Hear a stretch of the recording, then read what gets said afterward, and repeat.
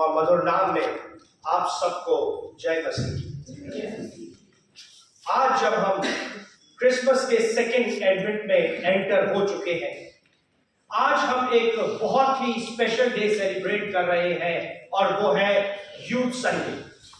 ये वो समय है जब हम इन नौजवानों के लिए हम प्रार्थना कर रहे हैं, साथ ही साथ आज के दिन हम इनकी एनर्जी को, इनके पैशन को, इनकी फेथफुलनेस को और इनके फेथ को हम रिकॉग्नाइज कर रहे हैं।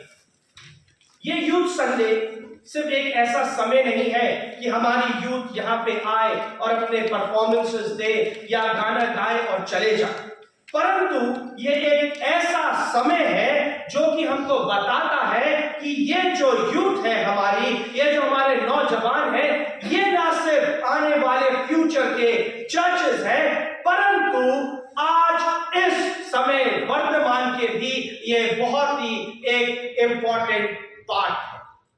और एक ये रिमाइंडर है, ये यूथ संडे एक रिमाइंडर है कि परमेश्वर इन यूथ के द्वारा, इन नौजवानों के द्वारा कुछ करना चाहता है और उसका उद्देश्य इन नौजवानों के जीवन में बहुत बाकी। ये एक डिक्लेरेशन है परमेश्वर का उस उद्देश्य का कि उसका जो उद्देश्य है वो हर एक जनरेशन के साथ बना हुआ है, चाहे वो बुजुर्ग हो, चाहे वो जवान हो या वो बच्चे हो, लेकिन परमेश्वर का जो उद्देश्य है वो हर एक पीढ़ी के साथ बना हुआ है। और आज जब हम यहाँ इकट्ठा हुए हैं, ये एक ऐसा चर्च हमारा दायित्व है कि हम इन बच्चों को एनकरेज करें, इनकी जो कॉलिंग है उसको हम बढ़ाएं ताकि ये परमेश्वर में और ज्यादा जड़ पकड़ते जाए। और जब ये जड़ पकड़ते जाए, ये अपने गिफ्ट्स को, अपने टैलेंट्स को अपने लिए नहीं परंतु अपने परमेश्वर के लिए इस्तेमाल करने वाले हो। और ये वो दिन है, ये यूथ संडे, जब ये यूथ परमेश्वर के प्लान को अपने जीवन में पूरा होने के लिए परमिशन दे, जब वो चाहे कि परमेश्वर मेरे जीवन में कार्य करे। ये जो आधुनिक संसार है, मॉडर्न वर्ल्ड है, ये हमको हमारी अचीवमेंट्स, हमने कितना कुछ अकम्प्लिश किया है, हमारी बाहरी आउटवर्ड सक्सेस को देखता है।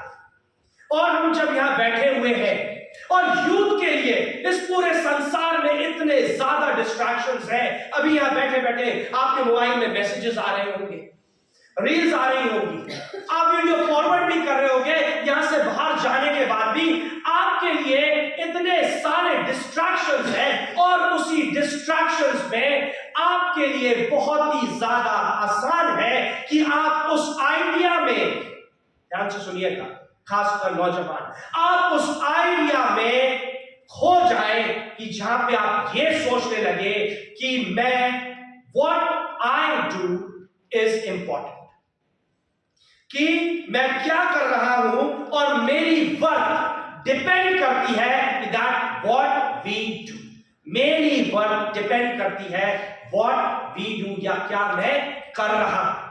ये जो संसार है, ये सोसाइटी हमको सिखाती है हमारी अकम्प्लिश के बारे में, हमने कितना कुछ हासिल कर लिया है, हमारी अचीवमेंट्स के बारे में बताती है और हमें ये तौलती है हमारे परफॉर्मेंसेस को देखते हुए, हमें कितने टाइटल्स हमको मिले हुए हैं उसके हिसाब से आपको सोसाइटी तौलती है।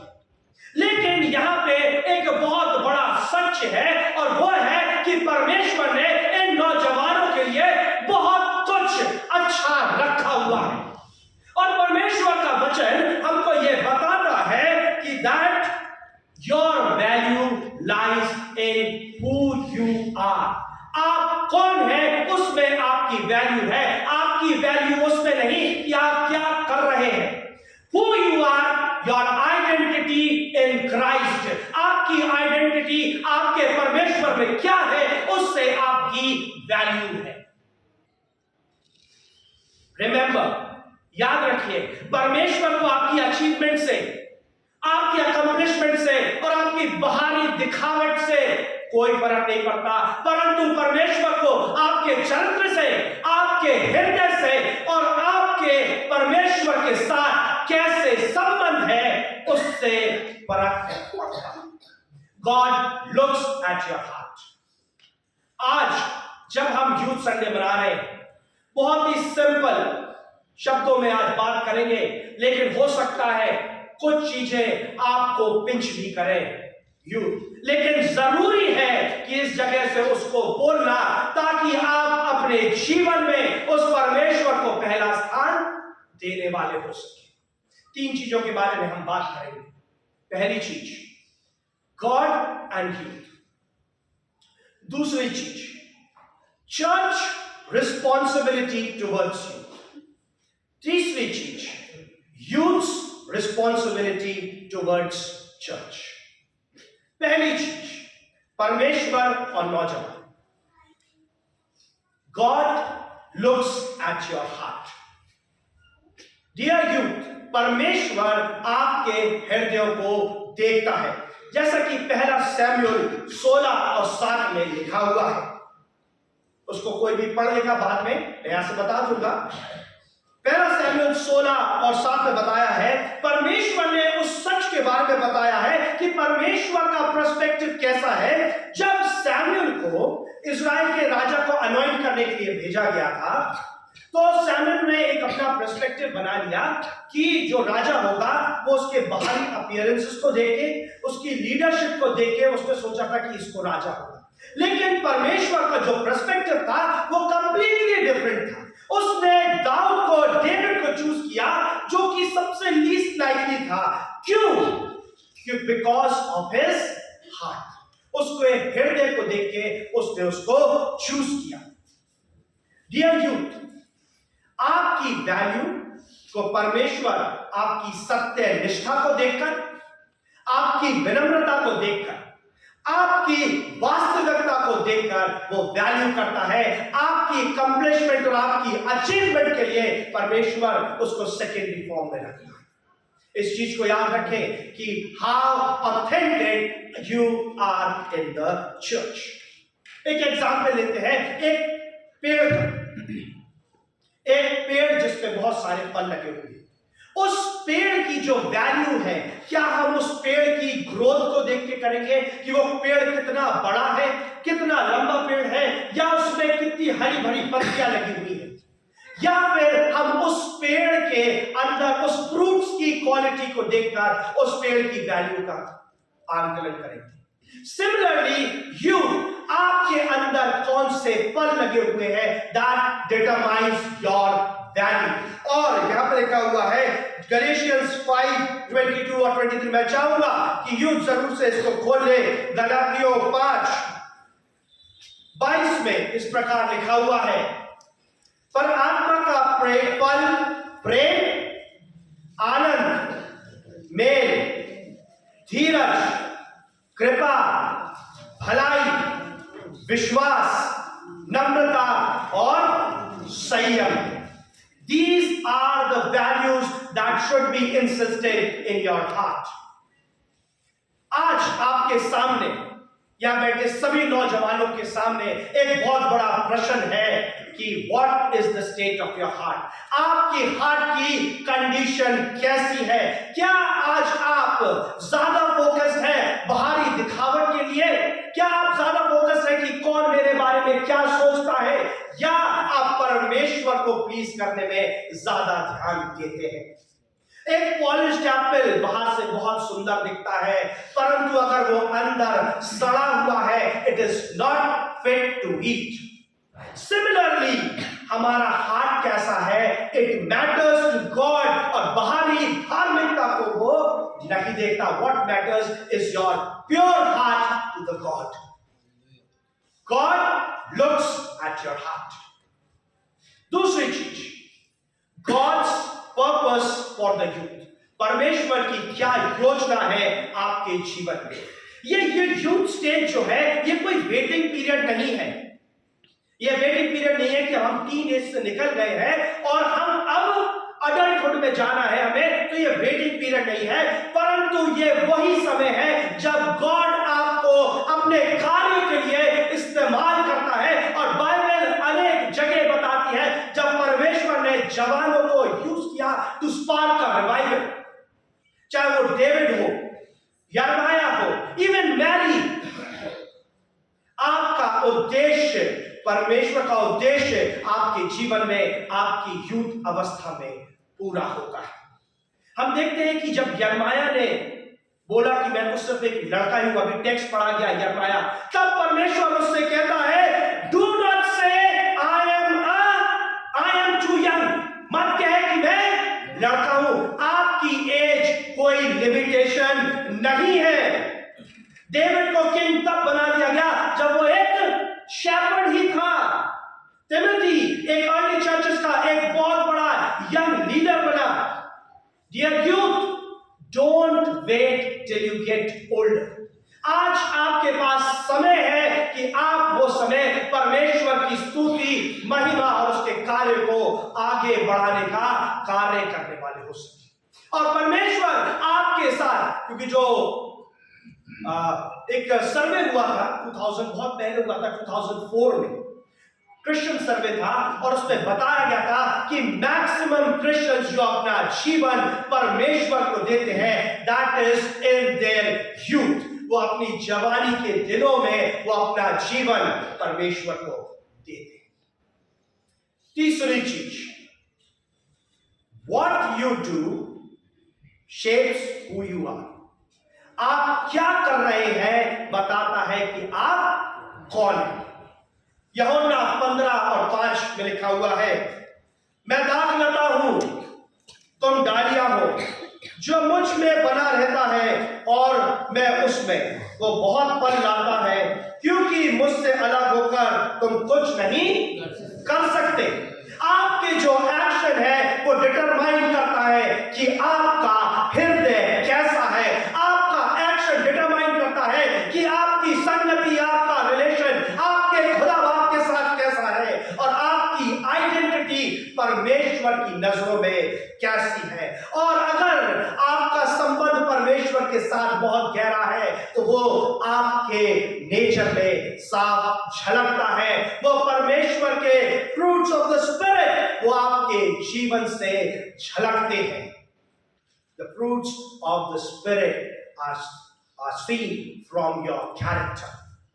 और यदि आप परमेश्वर के उस पर्पस को, परमेश्वर के उस रास्ते पे नहीं चलते हैं, परमेश्वर कहता है, यदि पढ़ा लास्ट में, तुम मुझसे अलग होकर कुछ भी नहीं कर सकते।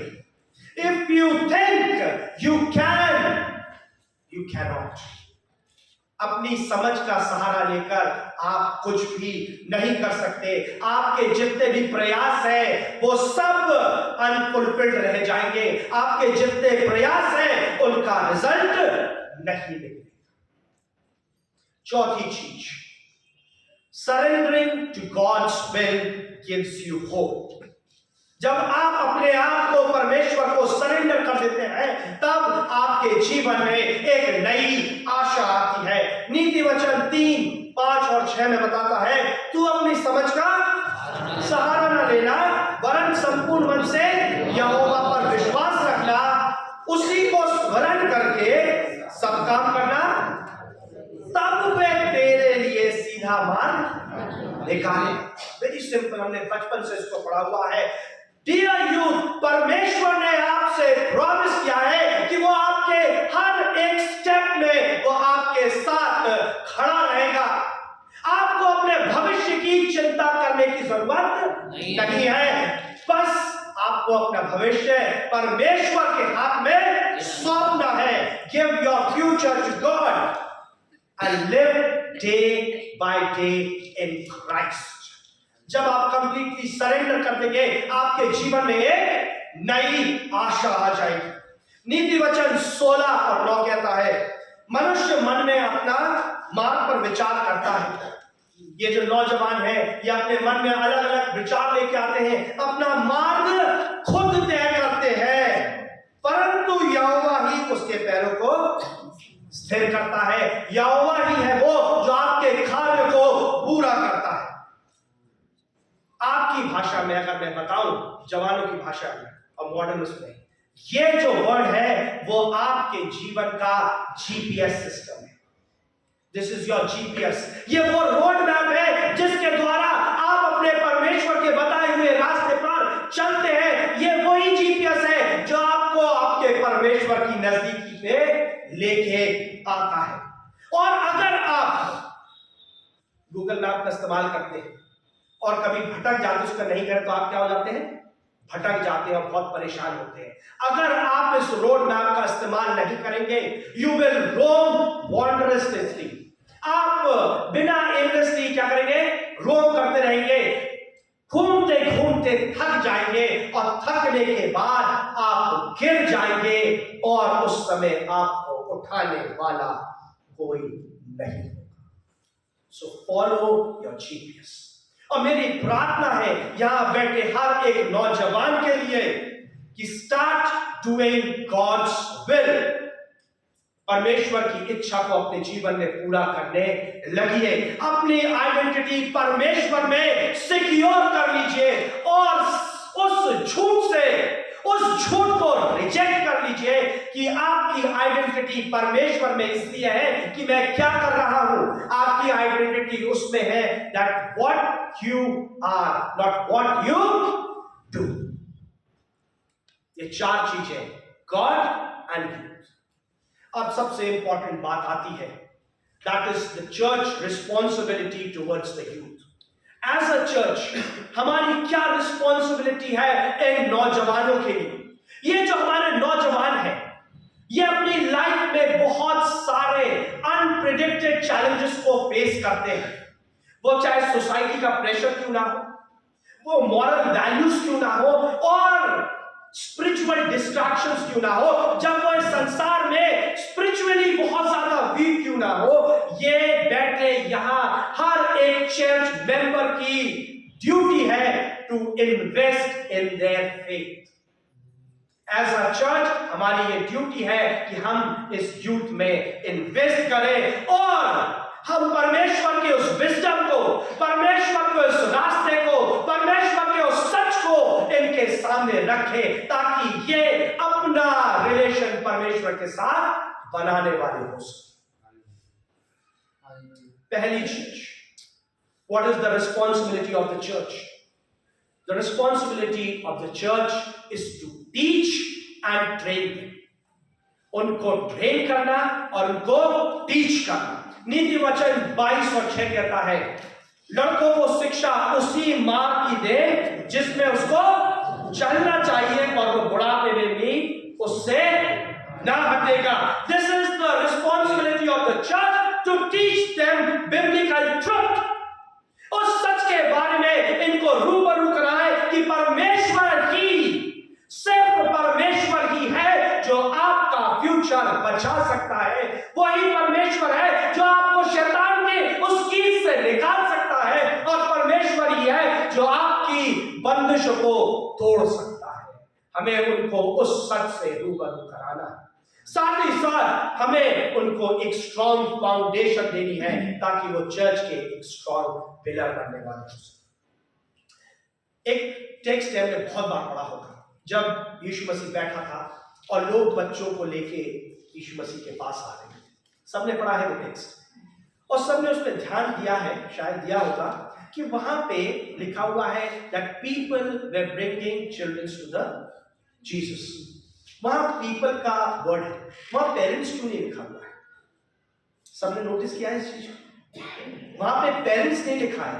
It is not the responsibility of the parents, but क्योंकि यहां पर उससे ज्यादा बड़ा कुछ हो रहा था, वहां लिखा है, हो सकता है वहां पे ग्रैंड पेरेंट्स हो सकता है वहां उनके भाई हो, उसकी बहन हो, या हो सकता है उनके नेबर्स हो, या उनके साथ वाले हो जो उन बच्चों को यीशु मसीह के पास लेके आ रहे हैं।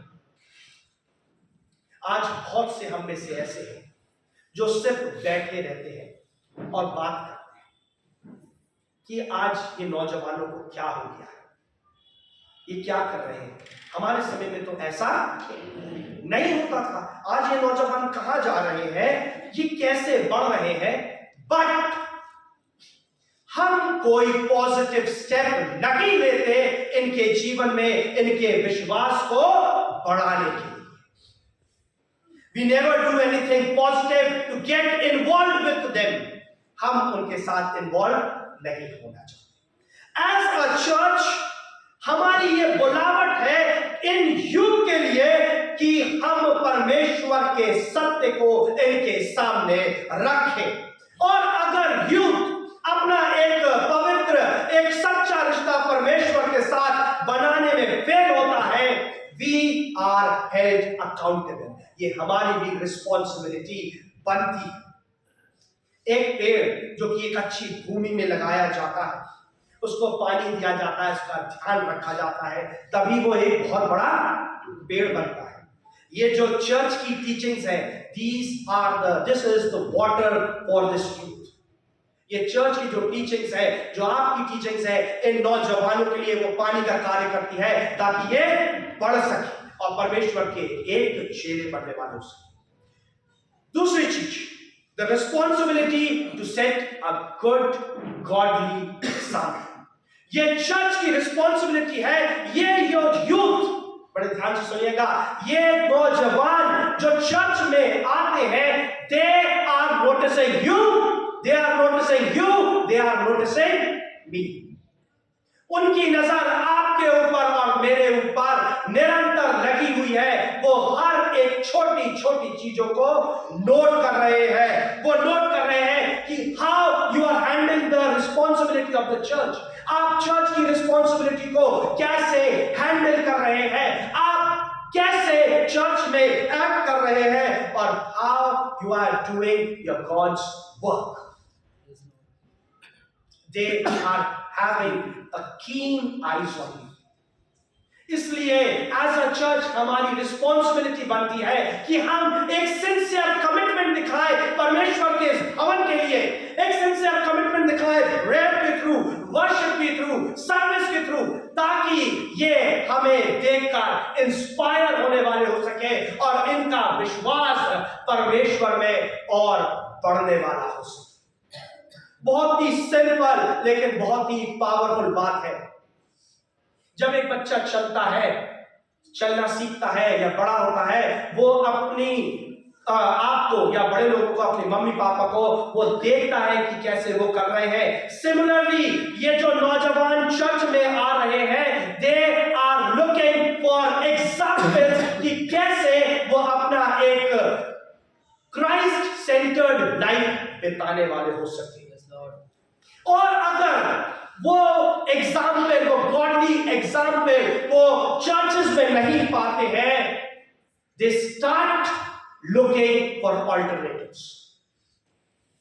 वो दूसरी जगह जाने लगते हैं, they start looking for alternatives. मैं क्या कहना चाहता हूं, आप सब समझ रहे हैं। इट इज वेरी, हमारा जो दायित्व है कि हम एक गुड गॉडली एग्जाम्पल इन नौजवानों के सामने रखें। तीसरी चीज, the responsibility to pray for the youth. As a church हमारी ये रिस्पॉन्सिबिलिटी बनती है कि हम ये नौजवान जो इस चर्च में आ रहे हैं, हम उनके लिए प्रार्थना करें, क्योंकि एक वही एकमात्र टूल है जो इनके विश्वास को, इनके जीवन को संवारने का कार्य करेगा। इनकी जो स्पिरिचुअल डिस्ट्रैक्शंस है वो उनको संभाल के रखेगा। प्रार्थना करें इनके प्रोटेक्शन के लिए, इनकी स्पिरिचुअल ग्रोथ के लिए। और जब ये अपने जीवन में भटक जाते हैं, ये जरूरत है एज अ चर्च हम इनके लिए प्रार्थना करें ताकि शैतान इनके ऊपर प्रहार ना कर सके। हालेलुया। सबसे ज्यादा ये जो जवान होते हैं, ये शैतान के कांटेक्ट में आते हैं। तो ये जरूरी है एज अ चर्च कि हम प्रार्थना करें। अभी बोला गया, समानन बोला, prayer is the most important thing in our life. चौथी चीज, the responsibility to provide support and encouragement. इनको सपोर्ट और एनकरेजमेंट की बहुत जरूरत है। यूथ को एक सेंस ऑफ बिलोंगिंग इस चर्च में फील होना चाहिए। जब ये नौजवान इस चर्च में आ रहे हैं, they need to have a sense of belonging. उनको ये एहसास होना चाहिए दैट यू आर वैल्यूड। आप इस चर्च में एक्सपेक्टेड है, आपको यहाँ पे एक्सेप्ट किया जाता है, आपको यहाँ पे सपोर्ट किया जाता है। और ये चर्च का दायित्व है कि हम एक ऐसा एनवायरनमेंट बनाए जहां पे ये यूथ जो आ रही है, they feel safe to share their problems with God. हम कैसे इनको एनकरेज कर सकते हैं? टॉक टू देम, उनसे बात कीजिए, उनके कंधों पे एक टैप करके बोलिए you are doing a good job.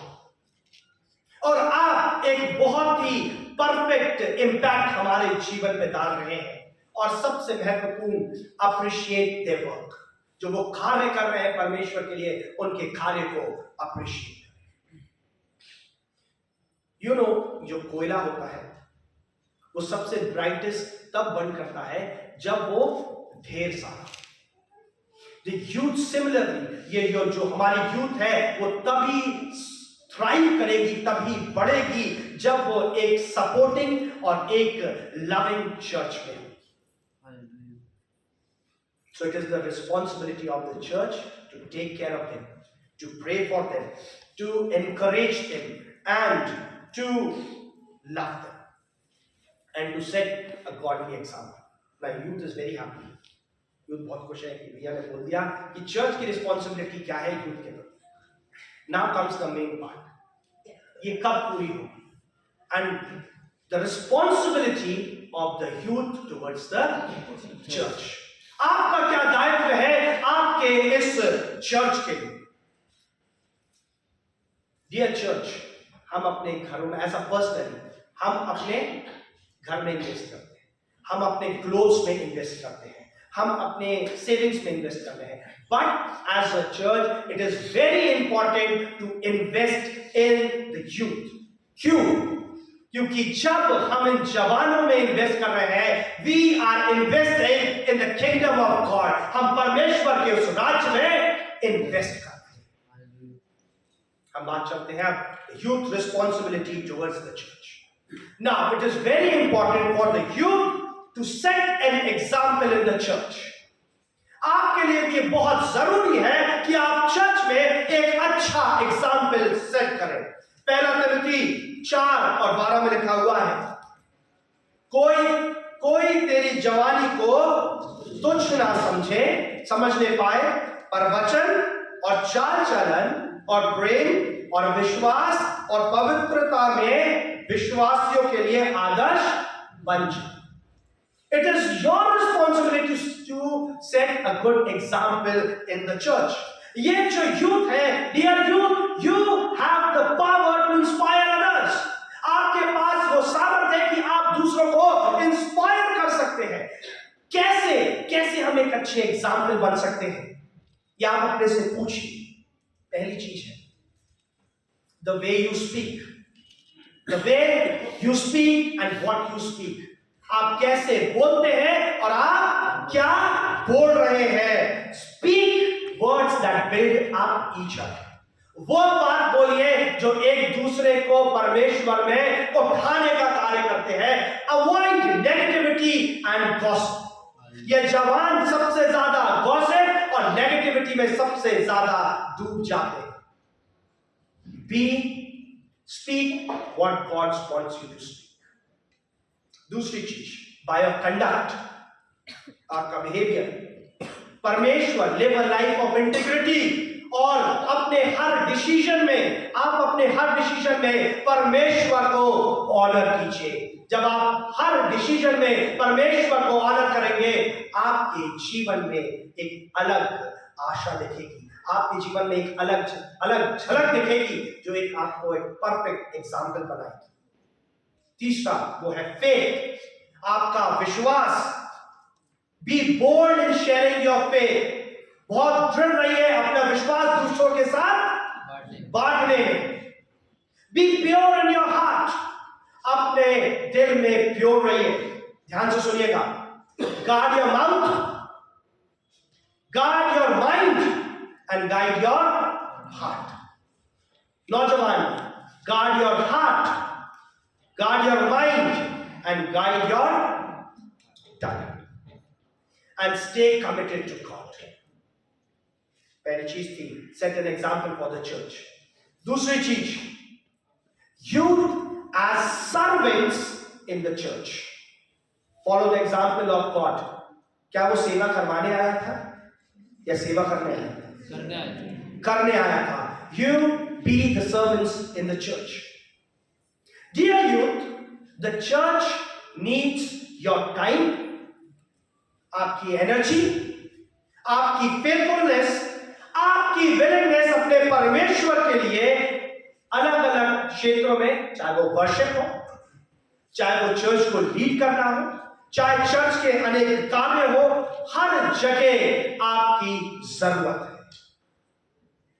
क्योंकि यू ब्रिंग फ्रेश आइडियाज, आप नए आइडियाज लेके आते हो, आप अपने साथ एक नया पैशन लेके आते हो, और आपके एक्शंस में एक अलग स्ट्रेंथ होती है जो कि इस चर्च को और ज्यादा मजबूत बनाती है. God uses young people to spark revival. मैंने अभी बताया कि परमेश्वर जवानों को इस्तेमाल करता है रिवाइवल लाने के लिए. कैसे कर सकते हैं आप? Find your gifts. कैसे आप परमेश्वर की सेवा कर सकते हैं? हर किसी को परमेश्वर ने टैलेंट्स दिया है. Identify your talents and use it for the glory of God. परमेश्वर के लिए उसको यूज कीजिए. Get involve in the church. आज यूथ के साथ एक बहुत बड़ी प्रॉब्लम है, जब तक उनसे बोला नहीं जाता, दे डोंट गेट इन्वॉल्व. मैं आपके लिए नहीं बोल रहा, मैं सबके लिए. जब तक हमसे बोला नहीं जाएगा, हम नहीं करेंगे. Don't wait to serve the church and to serve God. तीसरी चीज, सर्व कंसिस्टेंटली. निरंतर सेवा करते रहिए. आपकी जो फेथफुलनेस है, छोटे से छोटे कार्यों में आपके कैरेक्टर को परमेश्वर में और ज्यादा स्ट्रॉन्ग करती है. आपकी जो विश्वास योग्यता है, छोटे छोटे कार्यों में आपका कैरेक्टर परमेश्वर में और ज्यादा स्ट्रॉन्ग करती है, और आगे आने वाले जीवन में आपके लिए जो बड़ी रिस्पॉन्सिबिलिटीज है, उसके लिए आपको तैयार करती है. तीसरी चीज बहुत important, the youth should respect the authority of the church. यह यूथ का दायित्व है कि चर्च के अगुवे की, चर्च के एल्डर्स की, चर्च के बिलीवर्स की रिस्पेक्ट करना. जब आप रिस्पेक्ट नहीं करते हैं, जब आप रेबेलियन हो जाते हैं, it creates disunity in church, and वो disunity brings dishonour to God. क्या आप चाहते हैं कि आपके द्वारा परमेश्वर का निरादर हो? तो respect the authority of the church. How can you do this? कैसे कर सकते हैं? Listen attentively during sermons, during teachings, during meetings, और जब कोई बड़ा अपना विश्वास आपके साथ बांटता है, लिसन वेरी अटेंटिवली. बड़े ध्यान से उसको सुनिए. Follow the guidelines. चर्च के द्वारा, आपके अगुवाओं के द्वारा जो रूल्स एंड रेगुलेशंस बनाए गए हैं, फॉलो देम रेगुलरली, क्योंकि वही आपको आने वाले समय के लिए तैयार करेंगे. अभी जितनी भी यूथ यहां बैठी हुई है, यू ऑल आर स्टडिंग. आप लोग सब पढ़ रहे हैं, और आपको क्लासरूम का इंपॉर्टेंस पता है कि क्लासरूम में जब बच्चे अपनी टीचर का कहना मानना छोड़ देते हैं, उसकी बात को नहीं सुनते, तब क्या होता है? There is a chaos in the classroom. हर जगह अपना तफरी होती है, कोई किसी की बात नहीं मानना होता है, और उसी समय the learning stops.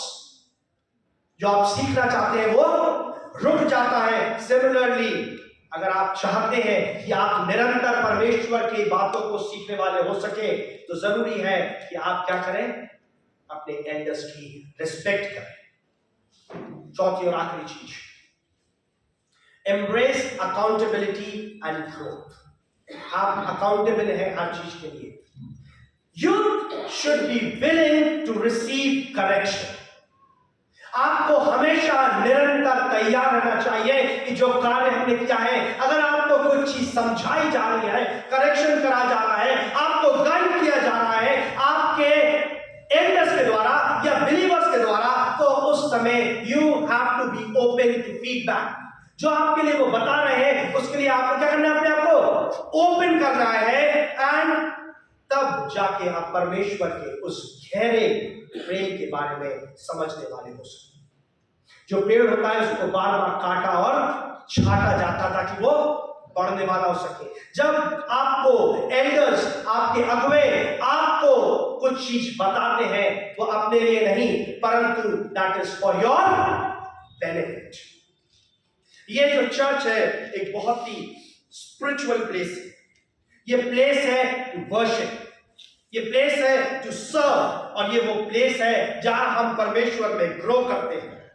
और एक जवानों के लिए एक ये बहुत ही प्रेशियस गिफ्ट है परमेश्वर के द्वारा कि आप यहां आकर अपना दिल परमेश्वर के सामने खोल सकते हैं।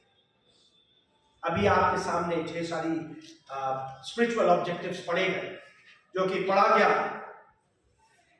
यूथ ऑफ प्रेयर, आप अपने को निरंतर प्रार्थना में रखिए। यूथ ऑफ बुक, अपना इस जीपीएस सिस्टम को हमेशा अपना रोड मैप मानिए। The book of the youth of faith, विश्वास में दृढ़ बने रहिए। द यूथ हु गिव, आप क्या दे सकते हैं? You can give your time, you can give your money, and you can give your services. And youth who witness, जो गवाही दें आपके जीवन में जो परमेश्वर ने किया है। And youth of compassionate heart, एक नम्र हृदय रखकर आप अपने चर्च की सेवा कर सकते हैं। परमेश्वर आप सबको आशीष दे। आइए हम प्रार्थना करें। धन्यवाद धन्यवाद धन्यवाद।